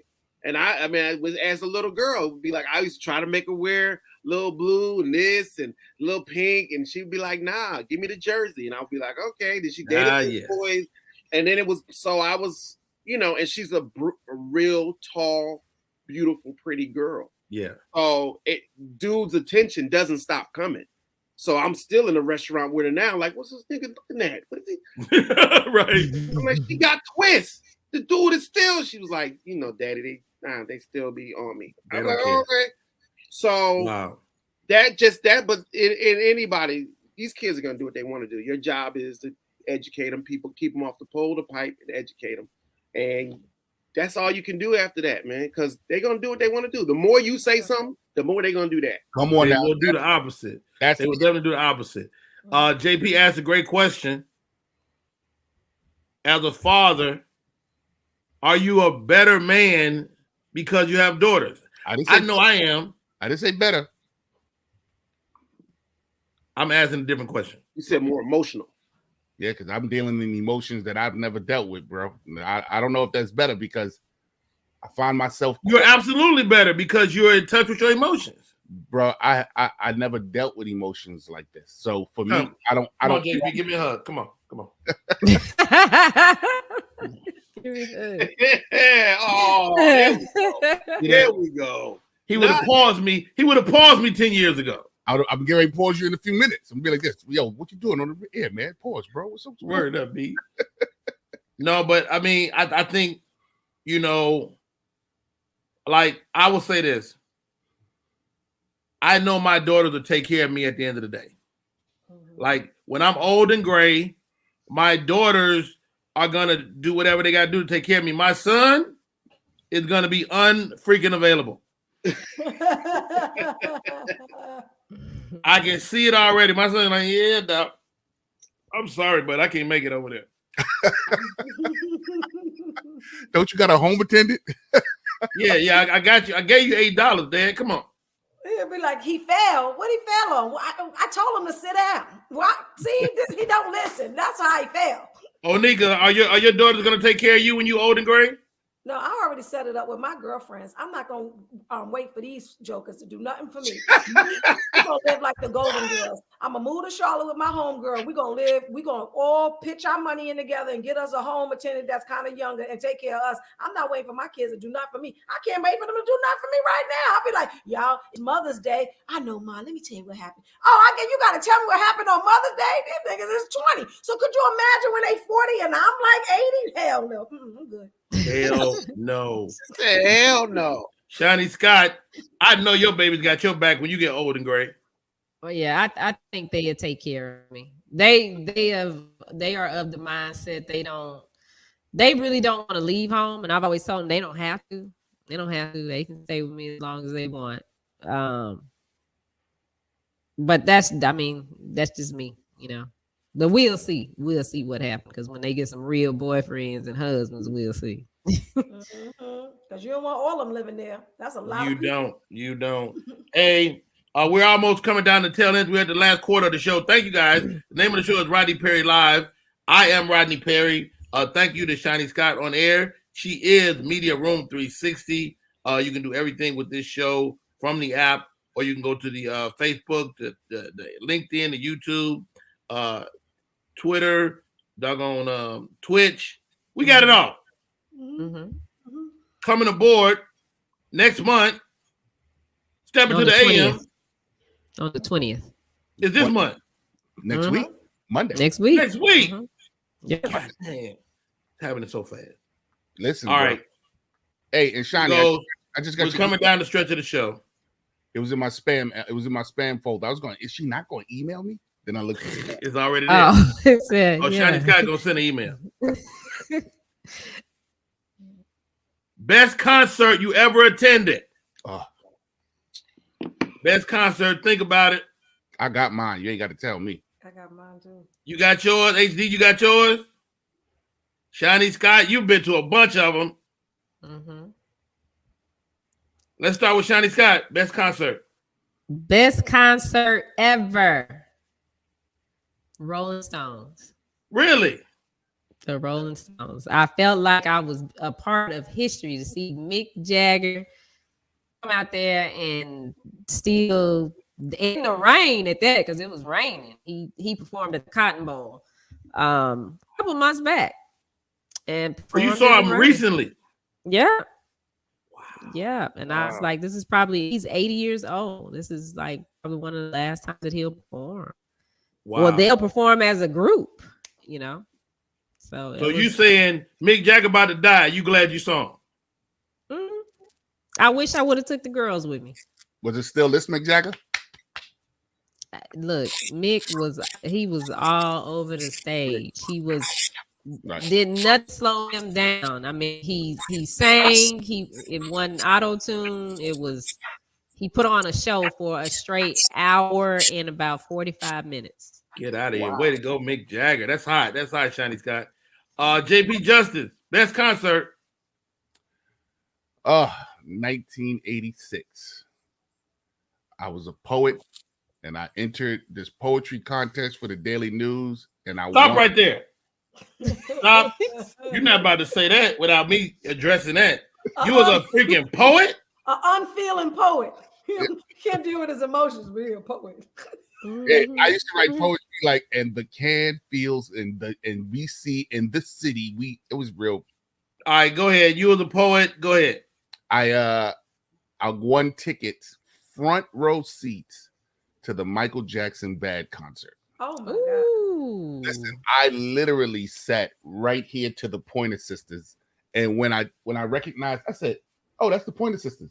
I never looked back at them ever again throughout the whole concert.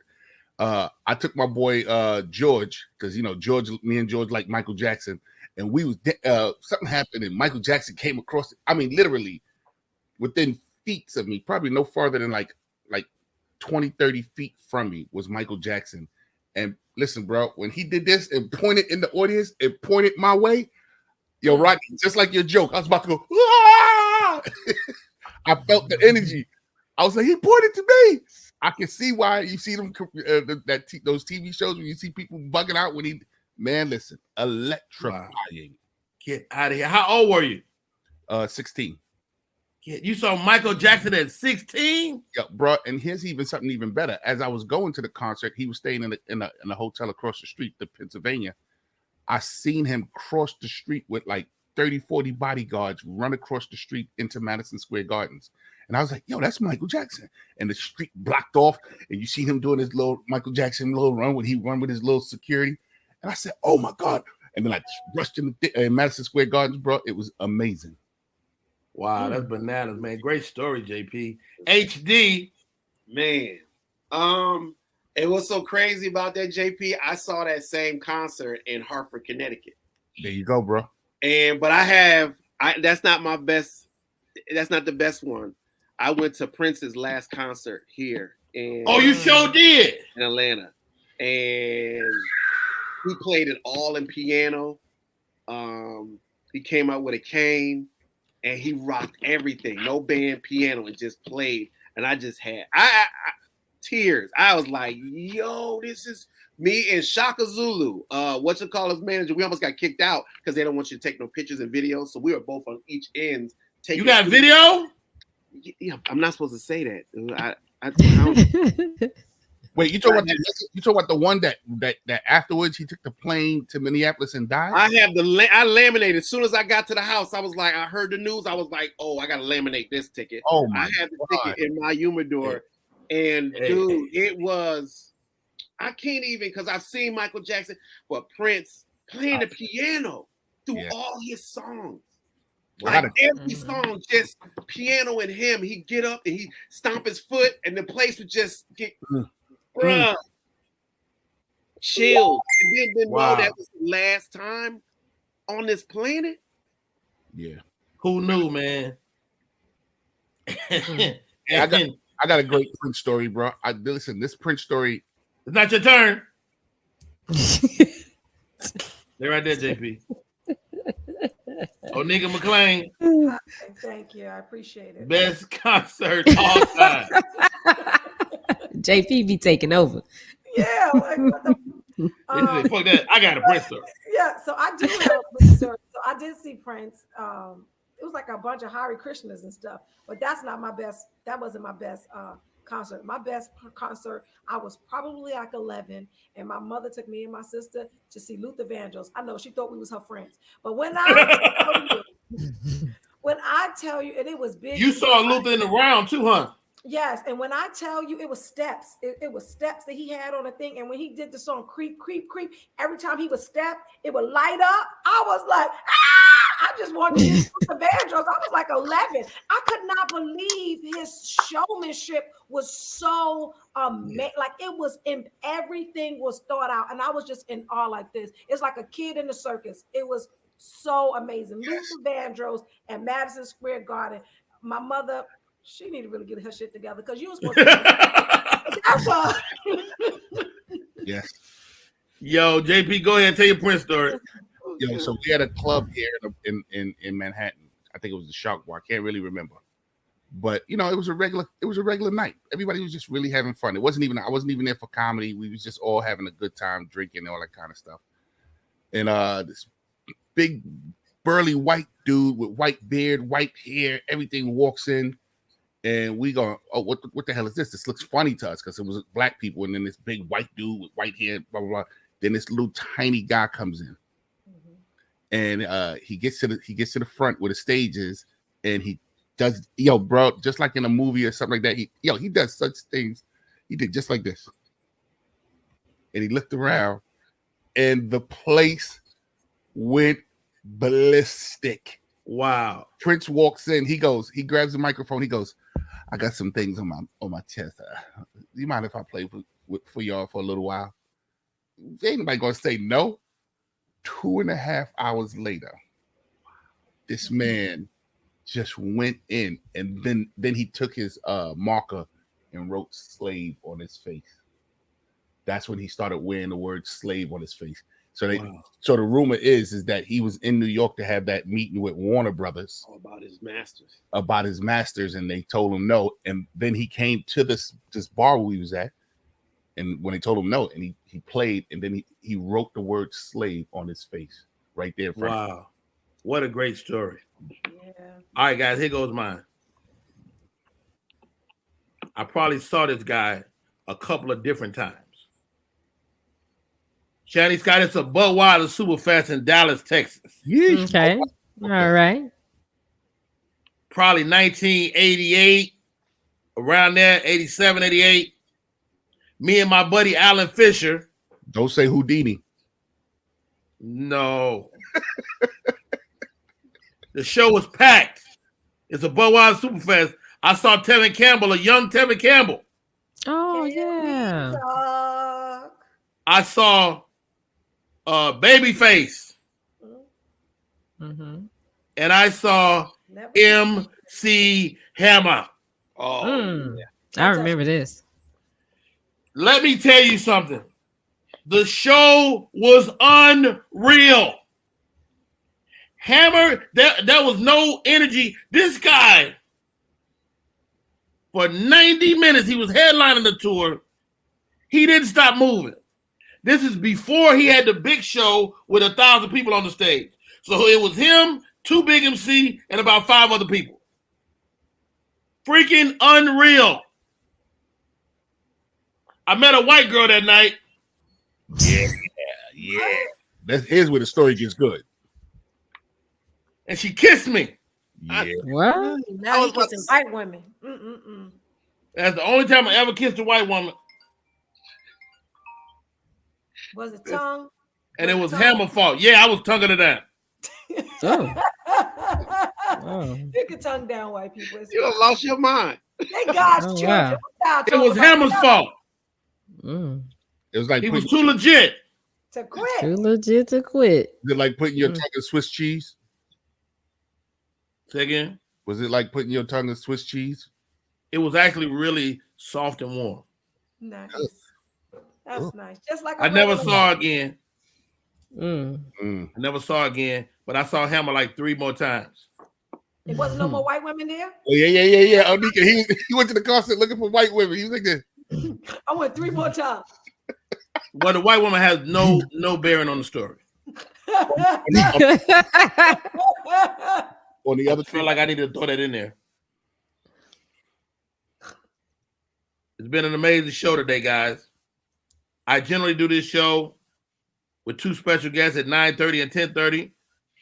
But when I saw my friends, Onika, Out of Control McLean, and the homie, HD, JP popped in the last 30 minutes, Shiny Scott on the air, I said, we got this. Mm-hmm. It's an honor and a privilege. This is the first in a lot of shows. How many shows we got in the can there, Shiny Scott? What's today? Wednesday? No, today's Tuesday. Are we week 3 or week 4? We are week 3. 3. So I believe we actually have 14 because a couple times you were traveling. Right, we had to travel. This weekend, Milwaukee at the Potawatomi Casino. The what? I would not be bringing no merch what because they want to charge me. The what casino? I don't know. I was got close. I was channeling my inner Onika. Potawatomi. I think that's the name of it for real. He was reading phonetically. I have no idea if it's right or not. Go download the app, Media Room 360. I used to work with a guy in radio, Shiny Scott. I don't know if you know this guy. His name was Cliff Winston. Mm-mm. And he was in LA. He was at Stevie Wonder station. And he used to talk like this, like I'm talking. He would say little bursts of words, and then he would stop. Like I'm literally stealing this from him. Mm-hmm. He would say, and then he would go again. And so I think I'm stealing that from him. But rest in peace, Cliff Winston. What a great guy. He let me rock with him in the mornings. This is kind of a morning show, kind of afternoon show. Go ahead, Shiny Scott. You got your merch on your website? No. Well, put it on the website and just do a special for the weekend. Like put a code for the weekend and tell everybody to go there and buy it. Yeah, get it. That just because you ain't got no table, that one monkey don't stop no show. Don't stop one monkey don't stop no show. Yeah, put it well on said. You Do know what? I'm gonna do that today. Thank you, Shiny Scott. Mm-hmm. Appreciate y'all. Hey, my friends are here with me. My name is Rodney Perry. You're tuning to Rodney Perry Live. That is JP Justice. Yes, sir. He's at JP Justice Live. He is stepping to the AM on Monday through Friday, ladies and gentlemen, 12 a.m. to 4 a.m. Step into the AM right here on the Media Room 360 platform. My man, he's at Hank Dixon Comedy. When is the special hitting the street, Hank? Next month, Paying Different. We'll hit the streets. What platform? Tubi, Amazon, YouTube, and Nice. all the audio, XM, Sirius, radio, all that. I love it, man. Good stuff. Mm-hmm. Miss Onika McLean, she is a lovely and talented, flat out ridiculously funny. Onika, what's next for you? So on Thursday, I am filming my comedy special and comedy album. That's June 16th at the Stand Comedy Club. I'm doing it through the Black Women in Comedy Festival. So the Black Women in Comedy Festival, shout out to Joanna Briley. So June 15th through the 19th, a bunch of Black women are coming to New York to shop their comedy wares. And we're going to, most of the comedy clubs are letting us do shows there. Gotham, New York Comedy Club, The Stand, Broadway, West Side. It's a bunch of comedy clubs that we're having shows in, mostly in Manhattan, and a couple of one-offs in the boroughs. But it's going to be dope. So I'm doing my comedy album, and we're gonna visually record it because the club wants to see if they can shop it, and sell it. They can absolutely shop it. Yeah, so that's what I'm doing. And so I can help you get it. I can help you get it placed some places too. Call me. So it's 2 shows. It's the 8 o'clock show and 10 o'clock show. There's a few tickets for the 8 o'clock, but we really need more people for the 10 o'clock because I need to run it twice. So come on through. I'm not gonna not charge you because you still got to pay the $25. But come through. We're going to have a good time. See your girl. It's called My Mama's Music. And the premise behind it is I lived my life through my mom and the songs that she kind of like. And now it's time for me to do my thing. So I'm going to put that stuff in a can. I'll give it to the world. And then I'm going to do my new stuff.